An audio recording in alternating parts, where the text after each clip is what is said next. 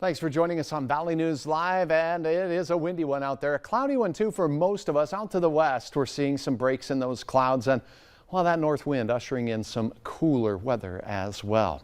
Taking a look at that tower cam there from our friends at Corwin, that is looking right into South Fargo. Let's take a look at the river level warnings, shall we, as we head into the afternoon. The dots that you see here are all gauge locations. National Weather Service has monitor sites on our local rivers. Anywhere you see a red dot is a river in the moderate stage, and orange ones are in that minor flood stage. So looking down south, Wahpeton, Breckenridge, that river coming down a little bit, 12.92 feet, and it also is descending at Abercrombie, current reading 14.37. Here in Fargo, just near that 20-foot mark on our way up to around 27 feet. And again, 30 feet is major flood stage, so we should stay below major flood stage the way things are looking now in Fargo. Check out the snow, just won't give up as we look out toward eastern Minnesota from Duluth right down I-35 into Minneapolis. Those snowflakes have returned. The clouds continue, the north winds continue across our area. We do see some breaks in those clouds so out towards Bismarck. Temperature wise, we are cool, a lot of 30s from the valley and points east. We do have some 40s to report, but we have to get all the way out to the James River Valley for Aberdeen and Jamestown, and then the 50s are out to the west in the Missouri River Valley. Here's a look at those wind gusts. The latest readings, 44-mile-per-hour gusts in the Sisseton Hills, where you see the colors here. That's where those wind gusts are the strongest.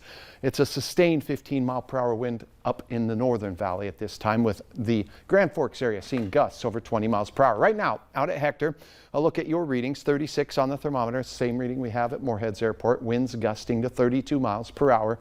7:44 tonight, that time of sunset. North winds are going to continue tonight if you're heading out and about, and it does taper off a bit after sunset tonight by 10 o'clock though. Still 15 to 25 miles per hour. See the blue blip here? A renegade flake of snow cannot be ruled out. More clear skies out to the west than we'll have here, and less wind as well. Then as we go through the overnight hours, those clouds slosh all the way back into the central Dakotas. We could have some patchy fog and chilly conditions in the 20s for almost all areas. That means we could have some frosty streets out there. It won't be too windy first thing in the morning. Then going through the midday hours, the fog, if there's any, it'll be mainly up to the north, will lift, and we'll have a chance at seeing peaks of sun here and there as we go through the midday hours. Look at the temperatures. We're warming it up back in the mid and upper 40s. We'll have south winds increasing. You see this line of rain making its way in? It's a weather burp coming through. Look at the temperatures out to the west, 60s.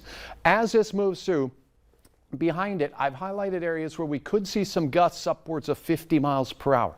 This will be tomorrow, late afternoon into the evening. Very windy gusts moving into the James River Valley as we head to the drive time hours. For us, we'll have a brief period of light to moderate rain shower activity after temperatures reach near 50 degrees, a lot of 40s in Lakes Country as the melt will continue. Our best chance at seeing that burp of wind as the rain exits, it'll be behind the rain, and we'll see some areas getting 40-mile-per-hour gusts or better. Notice we could have a chance for a couple of flakes along the international border, but the rest of us will see a dash of liquid variety precipitous precipitation.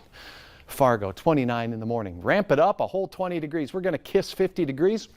Sounds good to me. Then we stick there for a while. Chance of a sprinkle as we go beyond the dinner hour here in Fargo. It'll be coming from the west, so if you're in a western county, that's where it will be in the drive time frame. Devil's Lake, look at that. A beautiful, crystal clear sky. Roxanne, thanks for sharing that over the icy waters of the Big Lake. Now look at your Friday forecast. We cool a bit. Chance for that morning snow on the wraparound north winds will bring things back down to below average for this time of the year on our Saturday, but it looks quiet. Quiet and cool on Sunday, below average. Then we get back to average or just above into the early part of next week, but we're eyeballing a system that could bring some significant precipitation to the central plains. We will be on the northern side of the system.